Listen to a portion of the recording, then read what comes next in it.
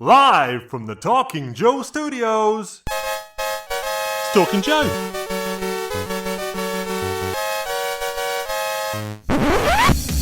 Talking Joe is on the air.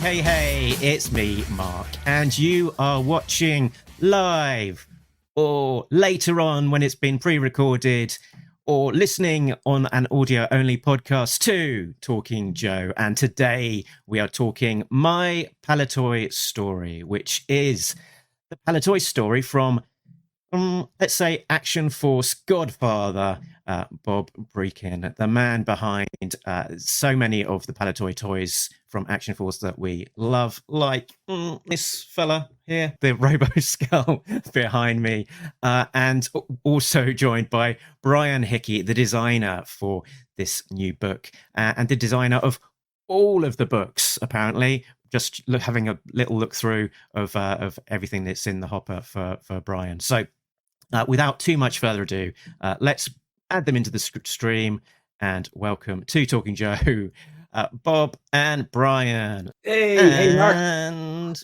Hi, Mark. Bob. There we go. The buttons worked.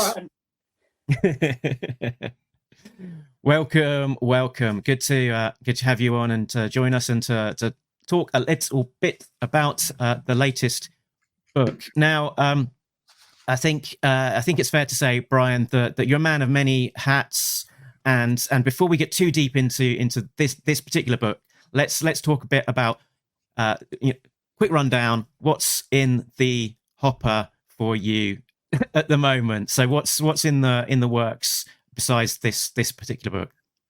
Well, what I'm working on at the moment with Paddy is the Total Roboskull book. And that is, so we're doing that with the guys in Skeletron who produced the Roboskull Mark II. And that book, for anyone who's not familiar with it, tells the complete story of Roboskull. And it starts off going back to the 1980s, and Bob actually wrote the foreword for the book. And it explores the conception of the Roboskull, the initial kind of design of the original toy, and then it moves into the kind of today's kind of Roboskull Mark II and how that came to be, and then it looks at the full toy line that kind of supports the Roboskull vehicle as well. So all the different figures that have been kind of produced as part of or funded as part of the Kickstarter and are currently in production. So that book is, I want to say that it's almost complete. We're just waiting for some figure photography to finish that off. And then that is going to be ready for spring next year, and that'll be going out to all the Roboskull backers at that stage. Are we going to see some of the original Roboskull designs and things in there from Bob from back in the day?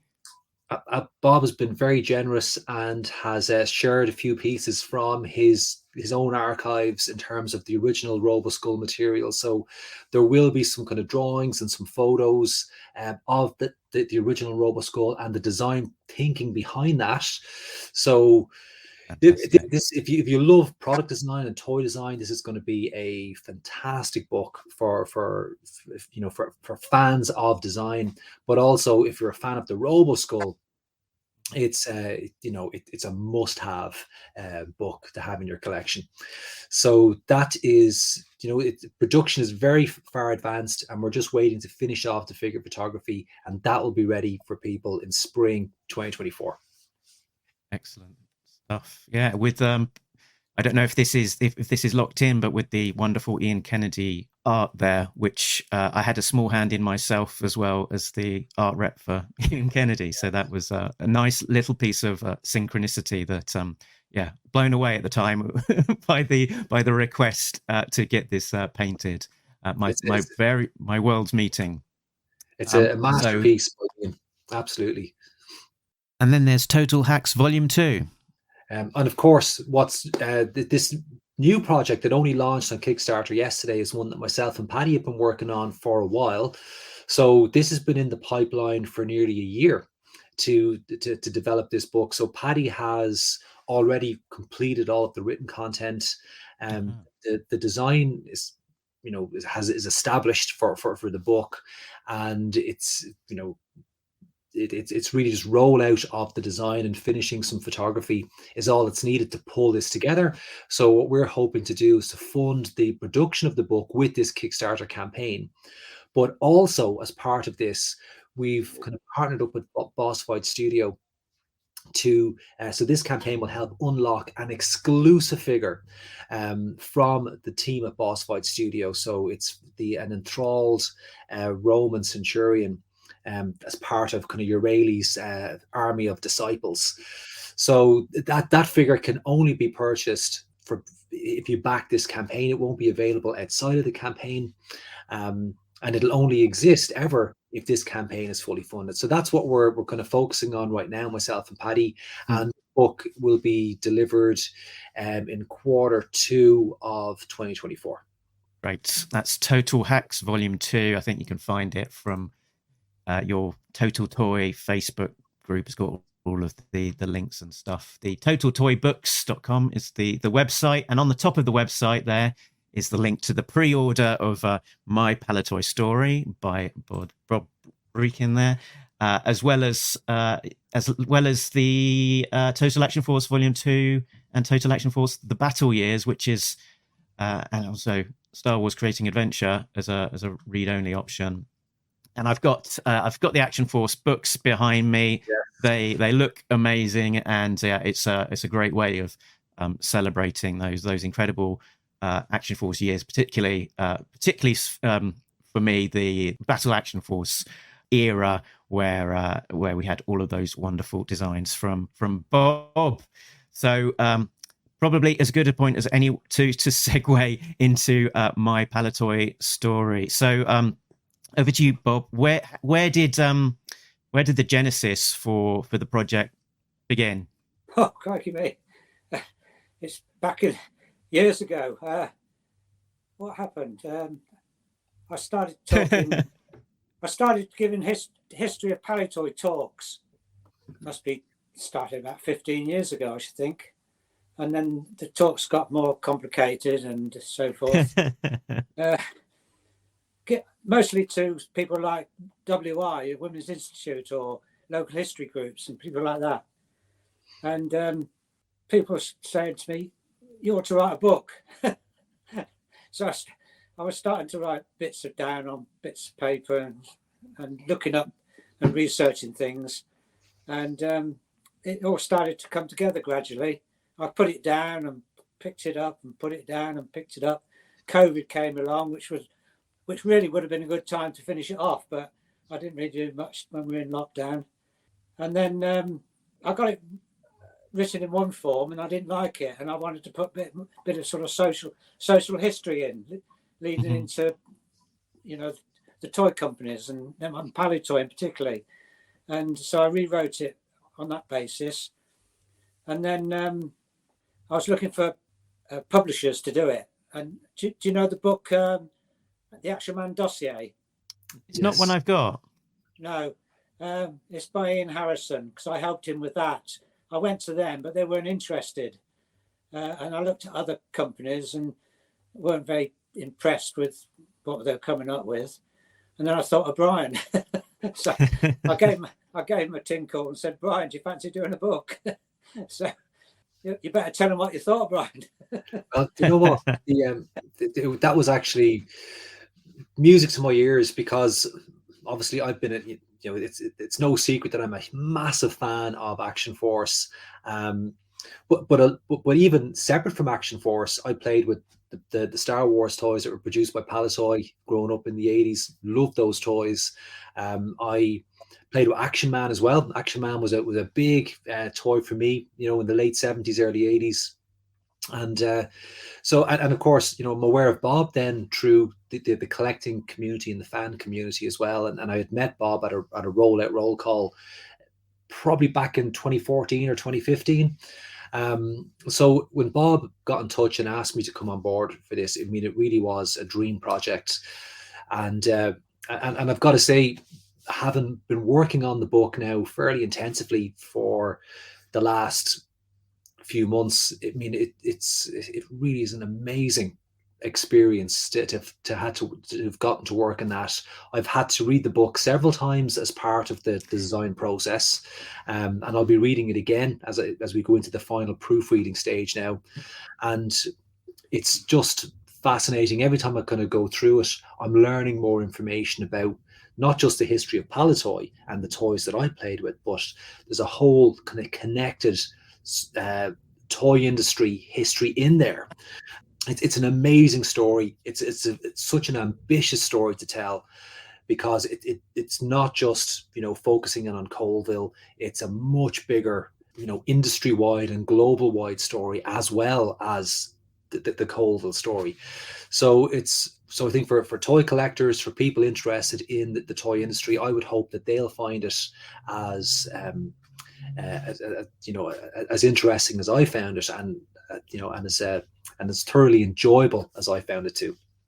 Interesting. And what was this is for both of you. So Brian, question one will be, what was the most sort of interesting or surprising thing that you found out through the course of doing this? And the part two of the question is for Bob. Did you, in the process of pulling all this together, did you find out some interesting and surprising things that maybe you didn't know about before? Brian, why don't you go first?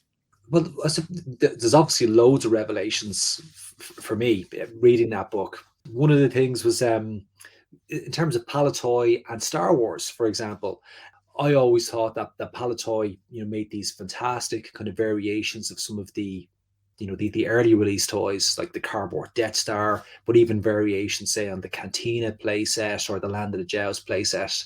And I didn't realize how important Palitoy was, though, globally when it comes to the Star Wars brand, and how they had to kind of battle to become the main representative, for Europe within the General Mills Toy Group, to represent the Star Wars brand, and then they were the lead company for Star Wars outside of kind of Kenner in the USA. So that was something I didn't know. There's tons of information about Action Force that I only discovered as well.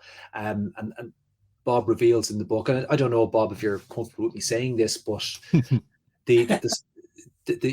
when Bob did the designs for the Action Force figures, initially he outsourced the sculpting to a world-renowned sculptor and called Ron Cameron, and he's a world-renowned fine art sculptor.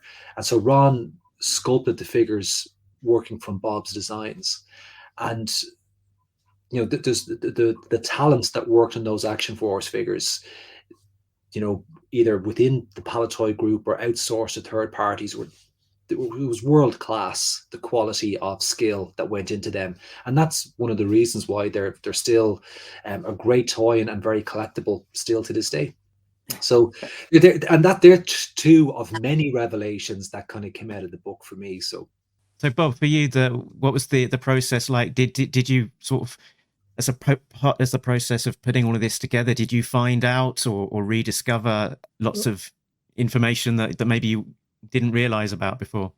Well, yes, so there's one particular thing, because before Palitoy became Palitoy Limited under General Mills, it was a toy division of Castleloyd, and they wanted to boost the toys because it got a bit stale for them, and they got this guy in called Miles Fletcher, and he really made Palitoy.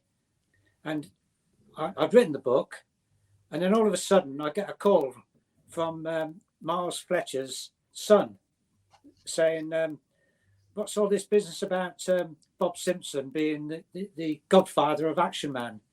And Bob Simpson was the chap who took over Palitoy in the 70s. And I said, oh, I've been looking to try and find your father, but he passed away in the 90s, last century. And he said, well, my mother's still alive. She's 90. And she knows a lot about what happened at that particular time when Miles Fletcher was taking over the toy division of Castleloyd. And I said, well, I need to talk to your mother. He says, well, we perhaps can do it by Zoom or something like this method.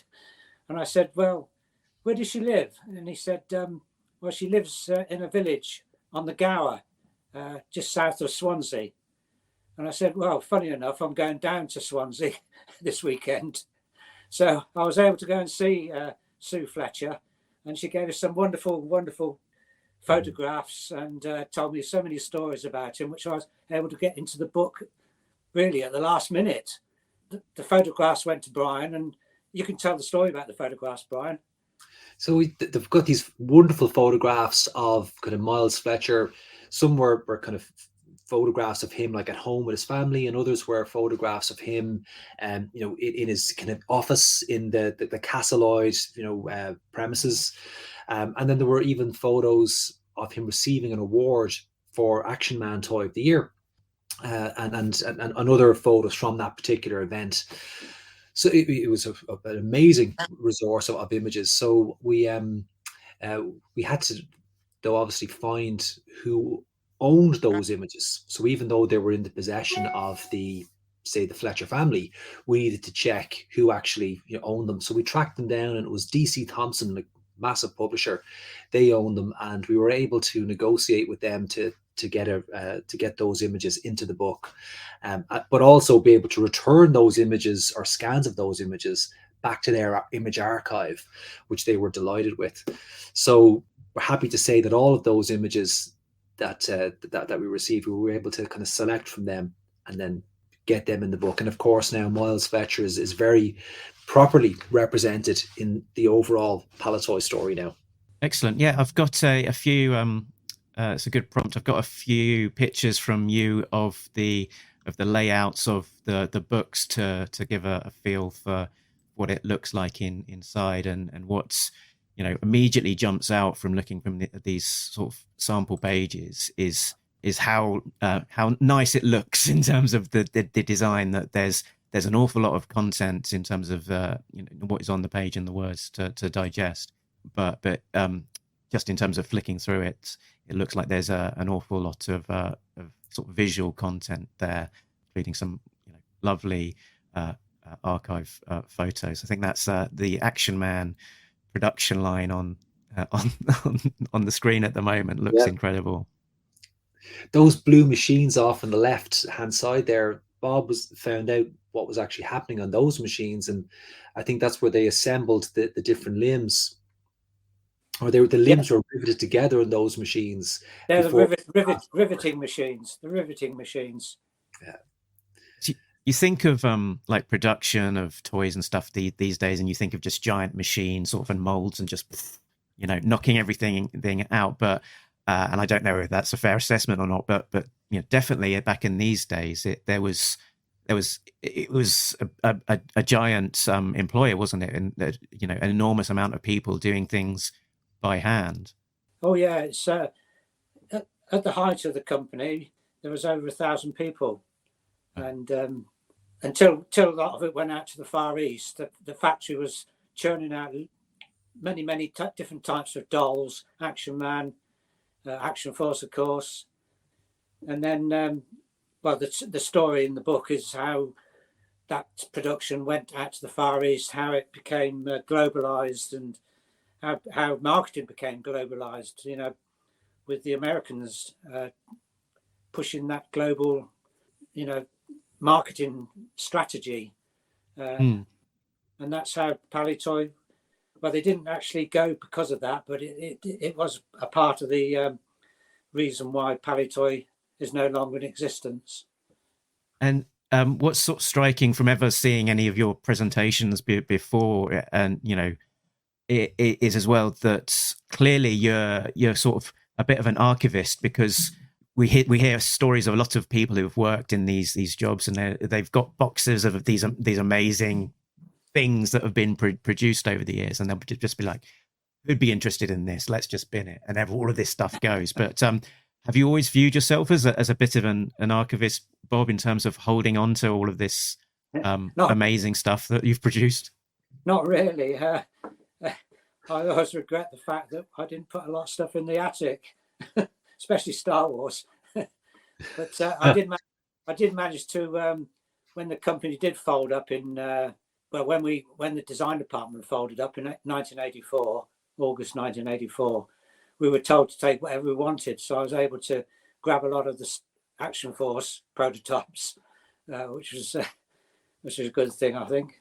They might have gone in the bin. I mean, I rescued the prototype Robo Skull off the Toy Fair diorama. That was going in the bin at the end of the Toy Fair. Right. So I managed to get away with that. So just a few things like that. But I haven't got a great archive. I got a lot of the sketches and visuals I did for Robo Skull and Triad and things like that, and some drawings of Action Man.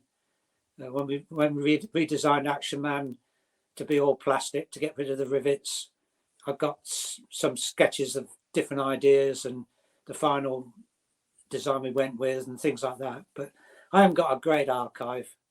And it was your influence from the UK that then feeded back into the big 12-inch G.I. Joe, wasn't it, Bob? If I'm remembering correctly, that these were all innovations coming over from Palitoy that made its way back across the pond. It was my boss, Bill Pugh, really. I explain it in the book that for the realistic hair, he saw that on TV on a program called Tomorrow's World. The process for that. Remember that show? Yeah. And then he called Hasbro up and said, "Look, there's something new on Action Man we got here. You might be interested." So they came flying over, their engineers, and they took it on to G.I. Joe. And then, of course, the gripping hand, that was his idea when we were at Toy Fair, because Brian Turner was the Toy Fair manager. He used to just stick the rifle in Action Man's hand with a bit of glue, and Bill Pugh was trying to do it and said, "I can't get him to hold it." And Brian said, "Well, we just put a bit of glue in there and it'll stay." And he you could see him thinking, actually. And I was there at the time, and he says, "No, what's a gripping hand?" So that's how the gripping hand came about. And I sculpted it when I got back to the ranch. Brilliant. And then, of course, Hasbro wanted to come up with something, so they came up with the eagle eyes, which we took off them. Okay, that was a lot of fun. Now, I did come up with a sort of a bit of a Palitoy themed quiz. So this is a brief interlude, but I did want to fit it in. So it's called G.I. Joe merchandise, but imagine this is singing Palitoy merchandise. Oh, So funky, so nice. It's G.I. Palitoy. Joe merchandise. Do you need it? Sure you do. It's G.I. Action Joe Force. branded, fool. What shall we make? We can decide. Pick some old crap and put Eagles. face on the side. It's G.I. Joe Palitoy. merchandise. Oh man, I love those little videos. So what we're going to try and do here is test your knowledge of some of the Action Force adjacent merchandise that came out during the Palitoy era. And I've only got 3 of these. But the first one is up on the screen. It is an image of Ironblood and an SAS, the SAS leader there, against a brightly coloured orange background. They're actually coloured in green. Whatever could this be, Brian or Bob, or even the people watching this live? You feel free. Haven't a clue. I'm going to guess that this is, and I am guessing that this is a bag of crisps or kind of a snack of some kind. And what a brilliant illustration of Ironblood and Eagle there. I love that. You are right, Brian. Oh, this is yay. crispy crunchies for the grand Brian. the grand price of 5p. You could get yourself an Action Force themed bag of crisps, bacon flavour potato snack. Love that. So that next up, we have another picture of the SAS leader Eagle there.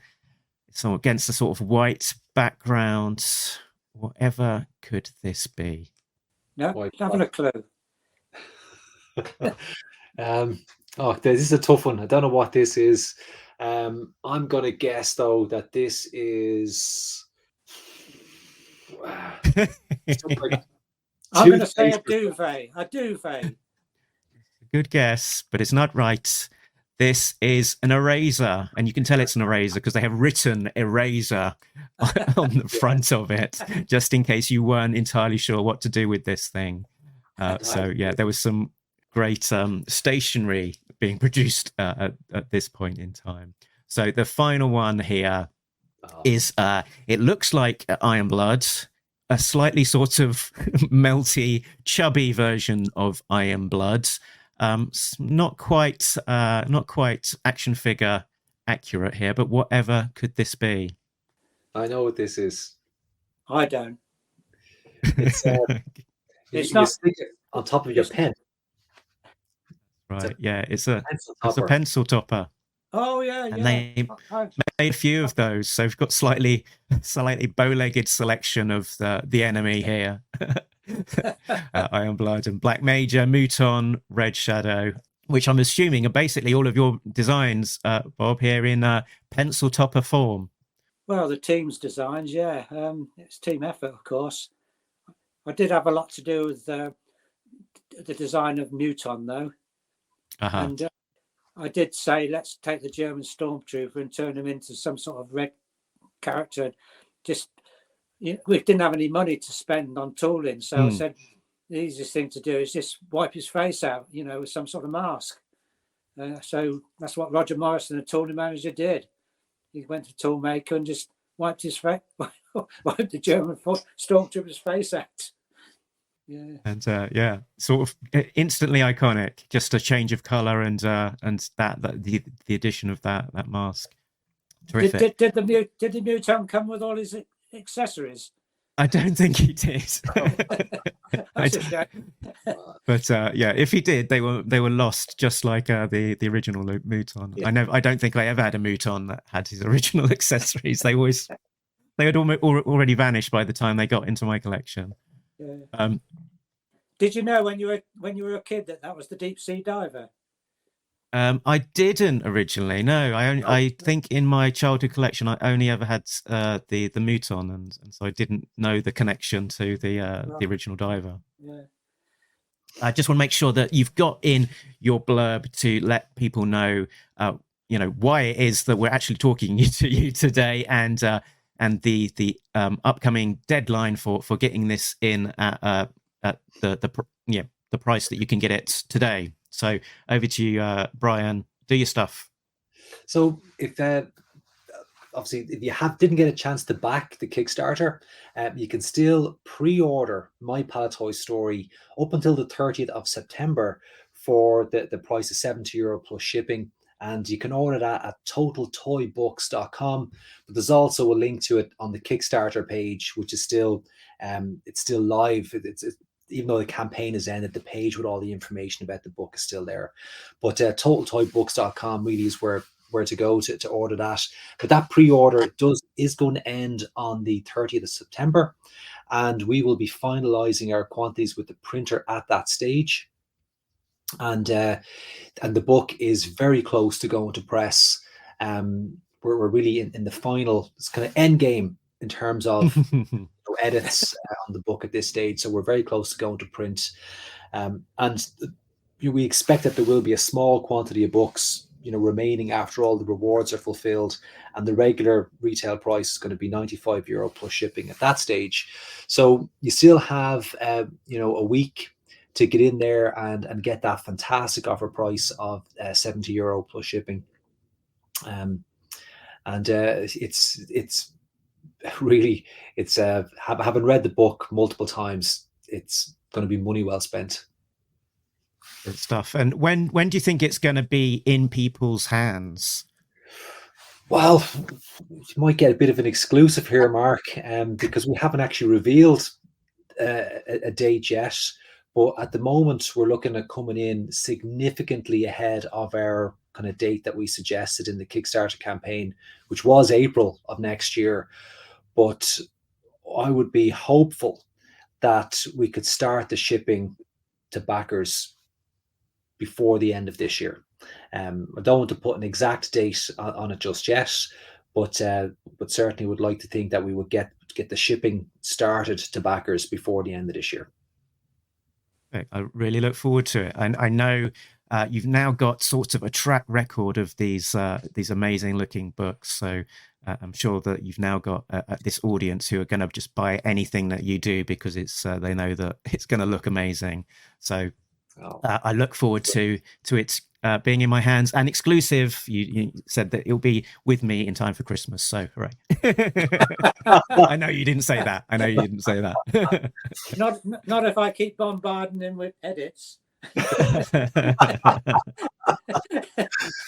I must say, I really enjoyed the Irish hospitality when I went over to see Brian a couple of weeks ago, with Paddy and Carol and Martin, and we had a great night out, and I really enjoyed myself. But since coming back, obviously I've been sending over a few edits, and I hope you don't mind, Brian, some of the things I've been sending over. It's all brilliant, all great stuff. Great stuff. To get all the knowledge, got to get it into the book.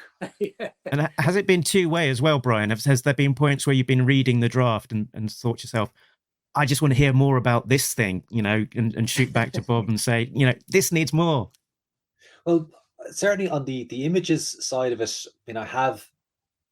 but Bob obviously supplied loads of images. He'd done massive research before he ever came to me. But over the process of designing it, I've suggested some images that are in there, and sometimes Bob is thinks they're great ideas, and other times I have to kind of roll back on some of those ideas because it's trying not to kind of let my own sort of preferences get in the way of Bob's story. So we can give one example, I suppose, where we found these amazing photographs of these Action Man prototype vehicles that were never produced. Right. And when I was kind of laying out those pages that discussed those particular vehicles, I gave them something like 3 pages of content, but it wasn't a 3-page part of the story. I just thought the vehicle designs were fantastic. And Bob, quite rightly kind of said, well, that's a kind of a small part of the story, and those vehicles were never really produced. So we had to roll back on that a little bit. So it's kind of a two-way street in that regard. So I'm happy to throw ideas into the mix, and equally Bob is kind of comfortable to say yes or no, depending on what he feels is right for the story. Yeah. But he's not rewriting my story, if that's what you're saying. No, I think we getting the impression who's the boss here. That's good. So Bob and Brian, thanks so much for taking the time to hang out with us for this short while and find out more about the book. Remind us, if we haven't already, that it's something that we need to go out and make sure that we've ordered. And I look forward to hopefully seeing you at some point again in the future at a rollout roll call or some such event. So that will be something to look forward to. Well, I'll definitely get rollout roll call in November, Mark. So hope to see you there. Are you going to be there, Mark? I will. Yes. Oh, I'm working on it at the moment. Working on it. Excellent stuff. Cool. All right. I might get there. Hope you do, Bob. Hope you do.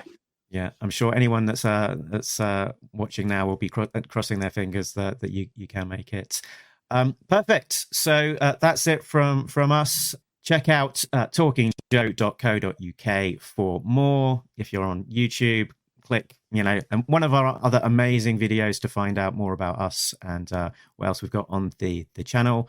And of course, head on over to the website to find out more about My Palitoy Story. It's totaltoybooks.com as a reminder again. So I think that is it for us. So thanks, and catch you next time.